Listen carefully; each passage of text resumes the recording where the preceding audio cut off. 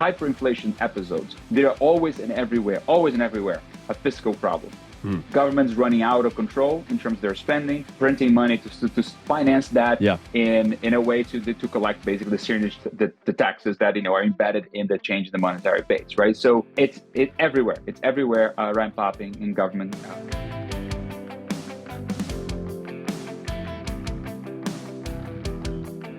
Hello. Welcome again to the episode in the Let People Prosper series. My name is Dr. Vance, Ginn. I hope you're having a prosperous day. Well, today is October 23rd, 2023, and I'm delighted to be joined by another guest who fights for liberty, makes sure that we preserve liberty and life and pursuit of happiness as much as possible. And it's just a fighter on so many different areas that we're going to have a great discussion today that you won't want to miss. And it's none other than Dr. Carlos Carvalho. Carlos, welcome to the Let People Prosper show. Thanks, Vance. Great to be here. Great. Well, it's really a pleasure to have you on. We've been friends for a while, and so it's good to have a good discussion today about COVID, the economy, just a whole bunch of good stuff. Before we get into all that, though, let me go ahead and read your bio for the audience, and then we'll jump right in. So, Carlos Carvalho is a professor in statistics at the McCombs School of Business at the University of Texas in Austin. His research develops statistical models to enhance our understanding of the effects of economic policies. Originally from Brazil, Carlos holds a PhD in statistics from Duke University and was an assistant professor in the faculty of the University of Chicago before joining UT in 2010. Carlos founded the Salem Center for Policy in 2020 at the University of Texas. The Salem Center is dedicated to helping students and business leaders better understand policy decisions, costs, benefits, and consequences. The center's work draws from multiple disciplines and empirical methods to help navigate trade-offs in pursuit of human flourishing and preserving a free society. So, with all that stuff, Carlos, let me start off like I do every guest. Why do you do what you do every day? You mentioned the Salem Center, so I'm using my T-shirt here for the guests there. Just listening to this, I'm showing my T-shirt that says "No solutions, only trade-offs," and that's a quote from, I think, Thomas Sowell is the person that gets that quote, accredited with that quote, and that's the sort of motto of the Salem Center. So what gets me excited, what gets me going here is that I think the idea embedded in this phrase is something that is very, very underappreciated in our society, in our student bodies, in higher education in general.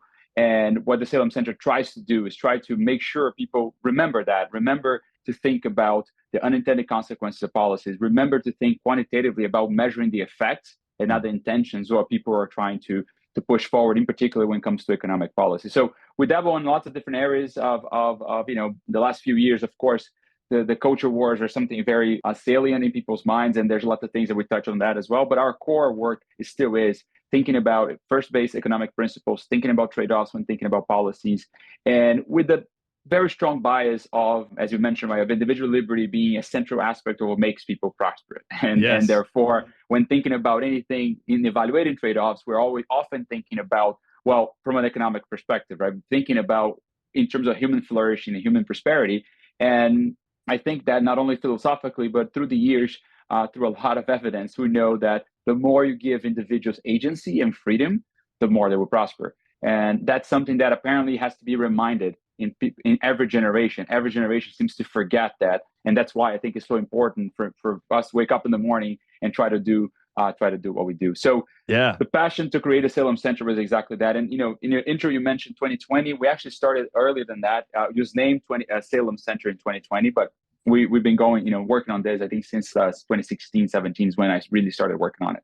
Yeah, no, it's great. Y'all are doing some great work there. I had the opportunity to speak at one of your events recently, and y'all do bring in some great speakers. Who are some of the speakers that y'all have had? Well, just last week we had a big debate featuring Steve Koonin. Steve Koonin, he was Obama's science czar, I think, during a period of time, right? And he wrote this book, that very, very interesting, scientifically annotated book. It's called Unsettled, and basically trying to be very frank about what we know, what we don't know about climate policy.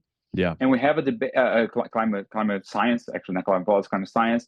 And the debate that we hosted was a debate where he was discussing with somebody that was a prominent climate scientist from Harvard. We had both of them on campus here at UT, discussing whether or not net zero by 2050 is an idea that makes sense from a scientific point of view.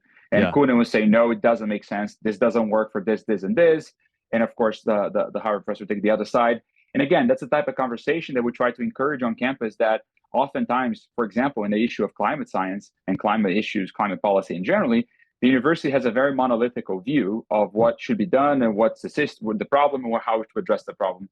And yet it's more complicated than that, as you see in the political system, as you see all over the world.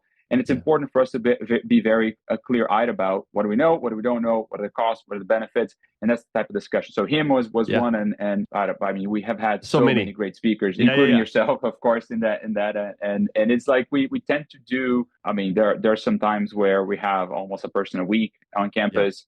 We were very active during COVID. Questioning a lot of what was going on during that time, and brought a lot of people that were like open voices and people that really were trying to figure out and understand what was going on, but being open-minded about it, not just being the group thing.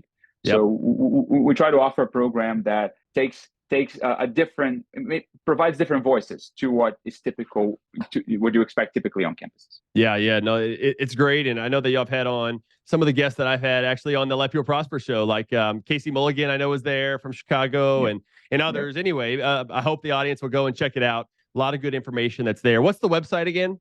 salemcenter.org. Yep, salemcenter.org. We keep everything we do in our YouTube channels. If you go to YouTube and go to Salem Center for Policy on YouTube, subscribe to our channel. You got a lot of stuff in there, and it's a pretty active group.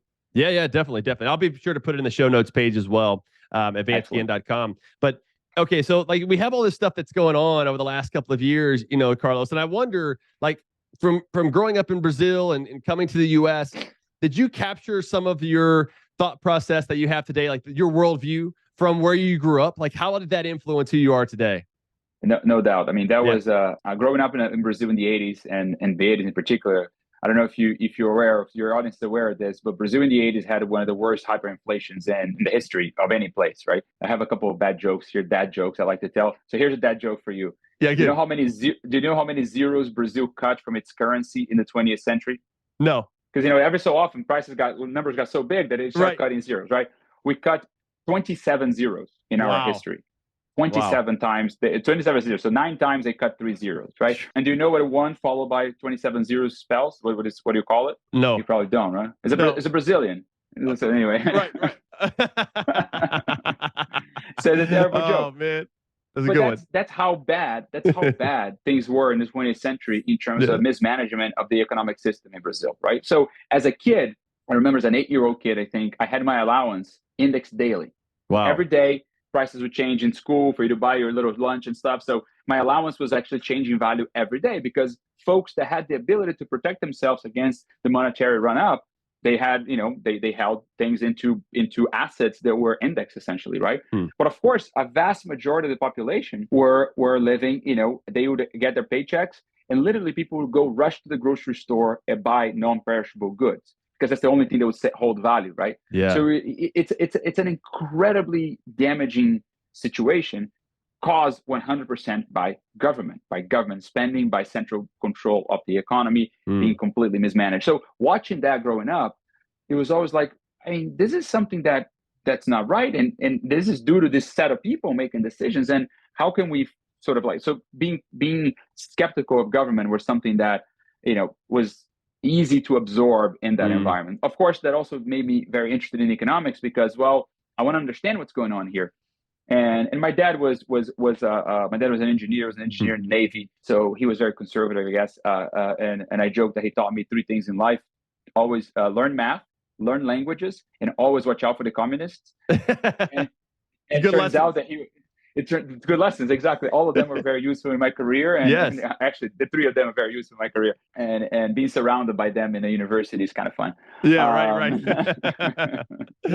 So that sort of encouraged me a lot to pursue and understand the economics, and that's why I went to college and study economics for before deciding to become more in the quantitative side and data science. And I went to a college that was built from a Chicago school perspective. So it was a college that had a lot of former PhDs from the University of Chicago, a lot of Milton Friedman folks, and I have my office here. Oh, there you go. Right behind me here, nice. I have Uncle Milton. So that was, again, I had those ideas already. I saw the mess. I saw the importance of economic freedom sort of changing the way things were in Brazil. And in fact, the reforms that were positive in the 90s that took Brazil out of the rut were reforms that are very much what they call these days neoliberal reforms, right? Reforms they came in and really did things in a way that resemble more what the U.S. System is. Yet, we veered away from those in the past few years. Brazil has been in not so great shape. But much better than what we saw in the 80s, right? So that was a time where neoliberalism was something that was working, right? And I got to be in school at a time where I was learning about those ideas as they're being put in practice. And again, very much motivated by system in the U.S. that, if you think about the 80s and 90s, right, boom times in the U.S. and that sort of anchor of the beacon of hope of what economic freedom and prosperity can do to people. So yeah, that's made it very easy to be, drinking into that Kool-Aid, but then it's not just a Kool-Aid, as I mentioned a lot in the Salem Center. It's about the evidence. The evidence speaks for itself. I don't need to be ideological to point to you that a neoliberal system actually leads people prosperity. It's obvious in the data. It's obvious. If you liberalize markets, if you liberalize people's labor markets in particular, take away shackles that stops them from pursuing what they want to do or they're best suited to do, everybody benefits. We know this over and over and over and over again. So anyway, got to the US and had the opportunity later on, many years later in my career, after being a professor in statistics now for a few years, focusing a lot on the technical side of things. I started noticing that, I already knew that, but I was getting more and more aware of the problems associated with the lack of that thinking, of a neoliberal thinking, of a Chicago school thinking in our student body, even in the business school. I mean, you think of a business school, a place that will be more economically conservative, and it turns out it's not. It's a place that people just doesn't understand the power of markets, the ethics and morality of markets, none of that, right? So I figured that, well, maybe I can do something about it by trying to create the center, and that's what led to the creation of the center and a lot of different things that I end up being able to do since. Yeah, no, that's awesome, Carlos, and I love hearing that background too, because you experienced it. I mean, so I grew up in the 80s, right? I was pretty young then, but my parents, they struggled, but it was a different type of struggle. Yes, you had a lot of the inflationary pressures that was going on, but not necessarily the hyperinflation like you had in Brazil. We had unemployment that was pretty high. My dad lost his job and stuff before my parents got divorced and everything. But, that also had some influence on our life and futures and everything else. But it's kind of something that I think maybe in America we take for granted too often about what the power of free market capitalism is compared to, because we just don't experience it in other countries. And I think we're getting a little bit glimpse now of the last couple of years as inflation is running a little bit hotter, 3, 4, 9% at one point. But still, that's not hyperinflation. And where you see all of these problems created by government on full display, which is one reason why, I always love talking to you, because I learned something about history, about economics, and how all this stuff comes together. And so I wonder, like, when you're explaining this to your students or to, your family, what else do you like to pinpoint that's like, what, this is something else that we went through that you don't really have any idea what it's about, but this is why we have to be so worried about government influence in our lives? So the inflation is definitely one of those lessons, and what we saw happening, right? So there's a lot of discussion. We don't have to go into here all the different schools of monetarism versus this, that, and the other. I particularly enjoy the work of John Cochran in the fiscal theory of price levels, which is again, it doesn't explain every episode of inflationary pressure over the years in all countries in the world. However, there's like an obvious thing. There's an undeniable thing that hyperinflation episodes, they're always and everywhere, a fiscal problem. Governments running out of control in terms of their spending, printing money to finance that in a way to collect basically the taxes that are embedded in the change in the monetary base, right? So it's everywhere. It's everywhere, ramp-upping in government lack of control of their finances. So that's something that, looking from the perspective of the US, where you haven't seen a problem like that ever in our history, really almost ever in our history, of like, it's hard to explain through that lens. For example, the inflationary pressures that starts in the late 60s and endures all the way to the 80s in the US. It's the fiscal theory doesn't explain that all so well, right? Because that's not a hyperinflationary period. There's other things that go on that are impactful on inflation as well. But when you see what happens in the past, I don't know, if you look at our fiscal position in the past 5 to 10 years, it's getting to be problematic, right? Since 2008, the government does a lot of expansions of not only the fiscal side, but the monetary side. Then COVID comes along, we really blow up the spending, and there's no appetite anywhere to do anything about it. So that's one lesson that you look at it. And I'm not going to say that I can explain the inflation of 2021, 2022 as a function of government spending, but it's kind of like not coincidental either. Right? I don't know. There must be there's a huge impact there. We did something really, really extreme in our sort of throwing money in the economy from the fiscal side. Yeah. So not surprising. So I worry about that and try to point to people, listen, if this doesn't get under control, at some point this becomes pretty bad. Yeah. And let's not get there. Let's not allow ourselves to get there. We need to get our fiscal house in order. That's one thing that I try to that's a lesson, right? But the other lesson is regulation. I still, we complain a lot about regulation in the US, and there's so much and it's so bad. But in other places in the world is much, much worse, right? So I have brothers and I have family in Brazil still. I have a brother that's an entrepreneur. There's a lot of, created a couple of companies and so on. When he tells me about the things he has to go through and the way government sort of really, really slows his ability to do things in Brazil, it's baffling. It's baffling to what. And then when I tell him how it would be here, he's like, "Oh no, that's unbelievable." It's something that it's been growing and encroaching in our liberties. People don't think about that as an encroachment in our liberties, but of course it is, right? Having to ask permission to do something is something that is an encroachment on your liberty.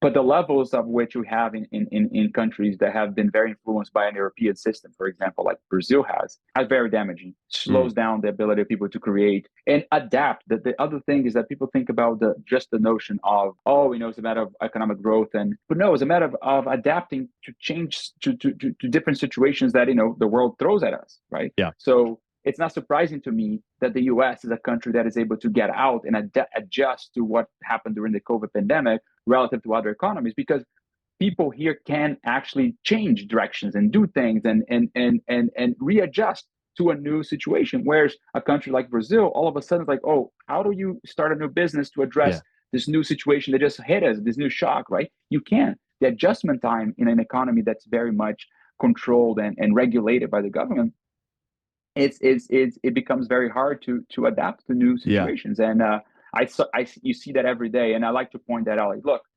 I was not surprised. Look at the U.S. We're able to get out of the pandemic. Again, all sorts of problems, right? But like our ability to get out of this, our business sector has been very, very strong because we are able to adapt a lot more easily. Yep. That makes sense. One of the things I talk a lot about, Carlos, on the show is about institutions and the importance of institutions. And when you have those arrangements, free market capitalism, republic, all the stuff that we have here, it allows for the dynamism of the economy, of people to be able to satisfy their own, satisfaction. Compared to a top-down approach, it could be more from a bottom-up. I'm a little bit worried sometimes about some of our industries that are taken over more by government. I'm a little bit worried about some of the populism rhetoric that's going on as well. But I also get it, right? Because there's a lot of people who are frustrated about the situation that they're in. And it's easy oftentimes to just blame certain things, whether that be the industrial policy that's going on or the labor market. Maybe wages aren't high enough, so they want a minimum wage. It's easy to say, hey, here's the solution.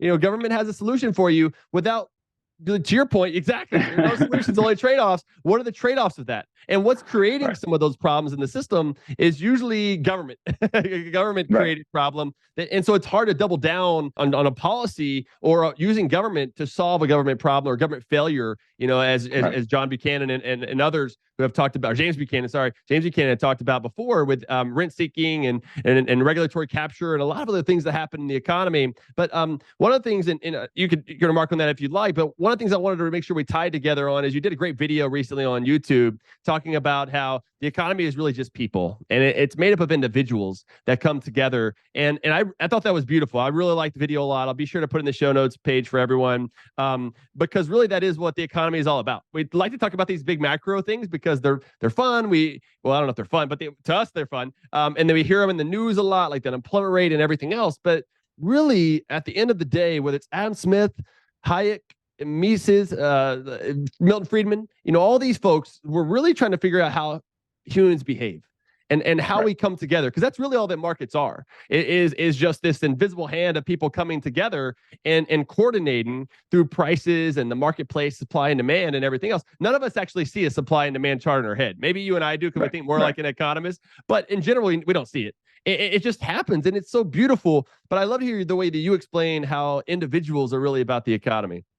The economy is us, right? So that's exactly right. So that there's no such thing as the economy. Doesn't exist. It's a fictitious thing. It's an aggregation of everyone's individual behavior on a daily basis, waking up, deciding to brew your coffee versus tea or water. Well, that's sending a signal to somebody else to produce that or not, right? So there's this, I mean, it's still to this day, the description of Adam Smith of like, well, it's not by the benevolence of the butcher, the baker, and the candlestick maker that you have that stuff there when you show up to buy it, right? It's because he understands that because people show up, because there's all this network of individuals there are like, suppliers. You don't know what you're doing over here. It turns out that you're helping the bread maker 2 days down the road, right? You're selling something that has nothing, you don't see directly the impact of that. So there's no control of that. I mean, if you try to control the system, it becomes very, very problematic. And we've seen that attempts to control the system of individuals pursuing their individual benefit and therefore leading to benefits to all, leading to this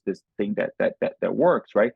It's really hard to understand in any kind of intervention, really in the economy, quote unquote, is really hard to understand what the effects are going to be.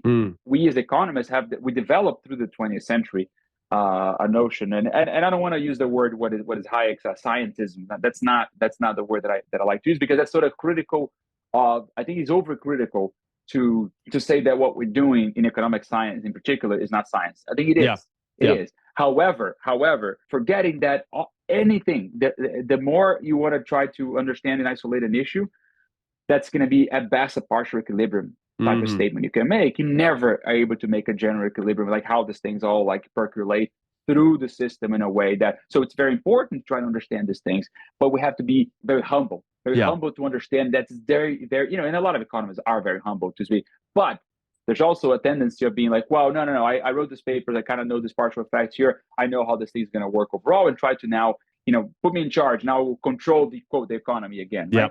And that's just like, it's very dangerous, and we see that happen to many episodes of again centralization, leading to a lot of things that you don't understand what's going to happen, and then therefore there are problems again caused by the fact that individuals are not really necessarily the thing that you're trying to command from the top, right? The command from the top has an impact on individuals. You change their incentives, you change their behavior, but in oftentimes very unpredictable ways, and it's very difficult to ahead of time know. So if you don't know, right, I think prudence will tell you that, well, if you don't know the impact of a measure on people's lives across the whole spectrum of human existence, one has to be very careful before making a decision in that direction.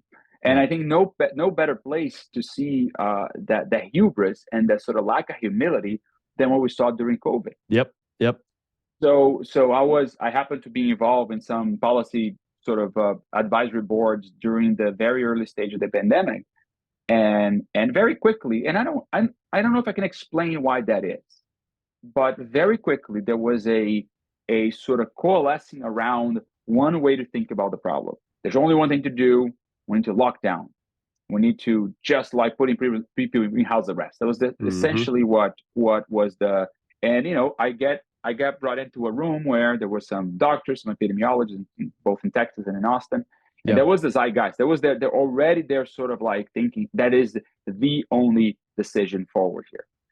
And I try to bring in, again, the trade-off aspect of things and be like, wait a second, do we understand the costs associated with this? Because it's obviously not costly. No. And so I wanted to think from a cost-benefit analysis, right? And that was rejected. That was rejected in a very strong way, even almost immoral grounds. That was like thinking, oh, you're just trying to trade lives with money. It's like, no. Yep. We always do that. Every single decision we make, there is to some degree a trade-off between life and money that we do. Right? We drive a car. We drink a beer. Those are decisions. There are satisfaction versus risk and so on. Right? Yeah. So clearly, it's not immoral to think about the cost and benefits associated with this. But beyond that, it was not just the fact that there was no cost and benefit discussions that really upset me, and of course not me, but like a number of us in the world were like, wait a second, this is crazy what's going on here. The benefits of these things are not going to outweigh the costs that we're facing. But beyond that, the thing that really was that I cannot explain and I cannot understand is how people had this sort of like lack of humility to think about, listen, this can be, you don't understand how this decision can affect lots of things. Even if I try to go through the cost benefit analysis, there is no way I'm going to be able to really understand how everything out there in the world will work once you tell everybody you shall not get out of your house. it's not like, yes, some jobs you can adapt. Some, and in fact, to my surprise, honestly, I thought that we would have a much higher collapse of the economic activity, and that would be something that would lead to. I mean, we had something 30% dip in GDP in one quarter. Yeah. For Q1, I think it was Q1 2020, which is like the worst GDP decrease in ever in our history. 22 million jobs were lost. Right. So that episode, and you might say, okay, but we're just temporary. Yeah, but did we know that? No. And in fact, the breakdown in supply chains and so on that later on start appearing, I think that things were much, much worse than they actually end up being because we very quickly moved away from it. And when I say we, I mean a lot of southern states in the U.S. Right. A lot of places that decided, you know what, this is crazy. 6 weeks maybe is too much, and let's go on and try to get back to normalcy. If you let the California model be applied across all states in the nation, I think our ability to get out of that might have been much, much, much, much slower and much, much worse. You still see that there was a divergence between states, but I think if the impact on everybody's, again, the intertwined system, this monster that's super connected, right? The economy. Once you start severing all these ties, it's not obvious what's going to happen. And there was no interest in trying to be, again, humble. Like, I don't know, this is untested. We have no idea what could happen here. And again, is a lack of not only lack of humility, but lack of understanding of or even appreciation of the importance that is for people to make their own decisions, for people to be able to judge the risk of going to the grocery store, judge the risk of doing this by themselves, right? And again, yet another lesson of how the places that did empower individuals to make their decisions, not only, I think the sort of trade-off between life versus money was actually much better that they achieved at the end of the day than the places that tried just the top-down approach. Yet again, our side has the evidence to back it up, right? Yep. Yeah, and I love how you tied all it together with individuals, because that's really what it should have been more about. You were in some of those discussions in Texas of what's going on in COVID. At the same time, like I was in DC, I was at OMB, a chief economist, and so I found myself in the situation room, right? As somebody who grew up really poor, pretty poor in lower income South Houston, and homeschooling, and first-time generation college student and everything else, I was in a situation room talking with folks about what are the next steps? How is this going to affect the economy and everything? And, like you, I was very hesitant. Some people were pretty humble about it, but there was this view that basically this is what we have to do.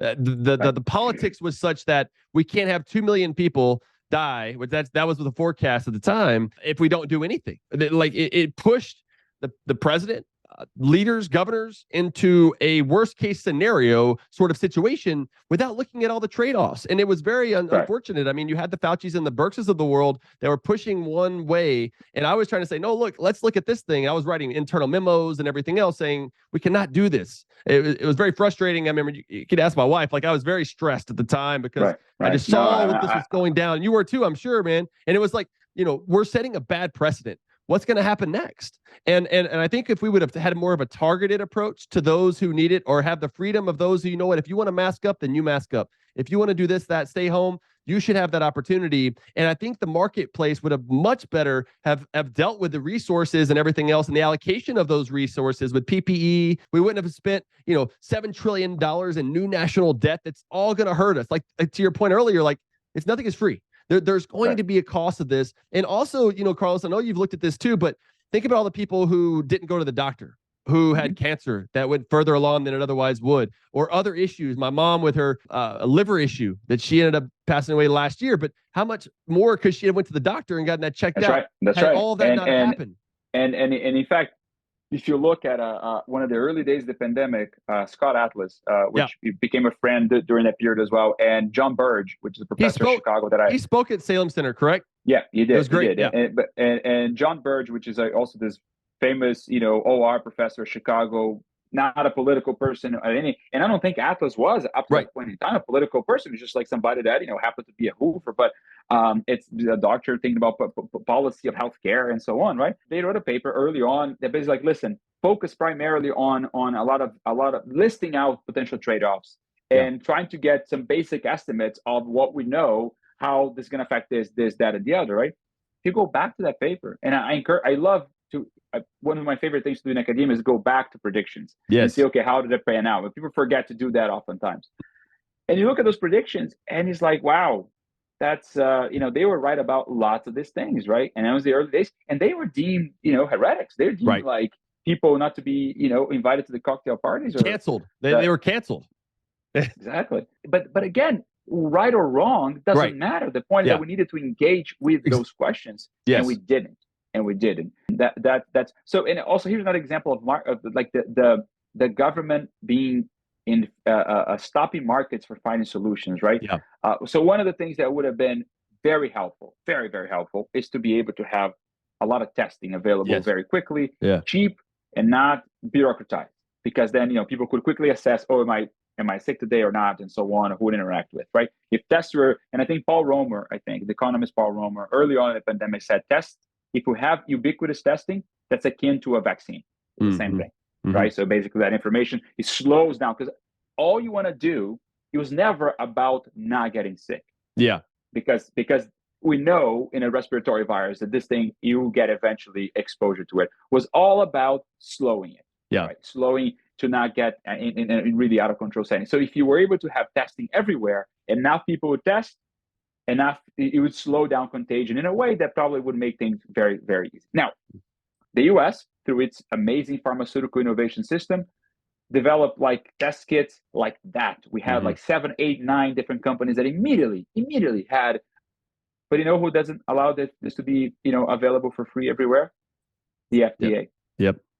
Those tests were not, oh no, you have to go through FDA approval for something that has absolutely no risk to you. You're just going to scrub something in your nose and know whether you're sick or not. But the FDA has a set of rules. And those rules, again, and I to this day, I think that one of the biggest problems that generally vote Republican, voted for Trump in 2020. Yeah. But I was very critical of, like, at that moment of crisis, we should have shut down the FDA. Yeah. Or like, speed, basically do the things that in Operation Warp Speed actually was like something to really speed up the creation of the vaccine, which was fantastic. But other things could have been done also to allow things to be more flexible, from the perspective of challenge trials, for example, for the perspective of approving, just allowing and distributing tests in a much faster way. And the markets, if you could sell a test for $5, the companies would be happy to sell. I'll be happy to buy. Yeah. Nobody's being hurt in the transaction. Everybody will benefit. And I think by summer 2020, it was summer 2020, Europe, Germany in particular, was a place that embraced the whole testing thing. And it's sort of like a lot of these tests the American companies developed were available for very cheap in Germany during that time. And that helped them. That helped them tremendously in having, more information flowing more freely. But again, in being interference in markets have giant impact. And we don't think about very carefully about, okay, what's the unseen part of having an FDA? Oh, protects people from but what are the things that, they slow down? That's a great example of slowing down the approval of something that would have helped people tremendously along the way. No, totally agree. I think that's why some of the states are doing these right to try sort of initiatives. I mean, there's a lot of good things. I mean, maybe we need more at the states. That's what I talk a lot about too, Carlos, is, the Congress and everything is so dysfunctional. We're seeing some of that now with the speaker races and everything else going on. Right. I think the states are where the action should happen and are happening. We need Congress to get out of the way of a lot of things, but there's so much there. And you're so right. I mean, there's so many costs that are unintended consequences of what happened during COVID. I mean, the school shutdowns, we hadn't even talked about all that. But if you added all this stuff up, we're not going to be out of the woods of this for, decades. For quite a while. A long time that we otherwise like. What else could we have done during that period? They stopped businesses. There was essential versus non-essential. I know, right? Workers Government and everything. deciding what's essential. Yeah. That's right. And entrepreneurs, right, are the number one thing that get us over any sort of obstacles in human history. And you're setting them to the side, and you're going to say that the government is now the entrepreneur, which is going to get things wrong time and again, like they have in the past. And that's what we saw. I just hope that we do learn these lessons. This is why I love talking about some of these things. I know this is 3 years ago, but we're still feling a lot of the cost of what's happened. No, this is a life. I mean, that's a watershed moment. I think people, the idea, pandemic's behind us. No. What we saw in the pandemic is a set of lessons that's going to endure with us for a long time. Not only a set of lessons about economic freedom, not only a set of lessons about how experts have to be very careful in sort of like being humble about, like, it's not just me, there's trade-offs, I need to be thinking about others and so on. The decision making is not that simple. Going back to the notion of the power of markets, of course, how markets were so underappreciated, their value and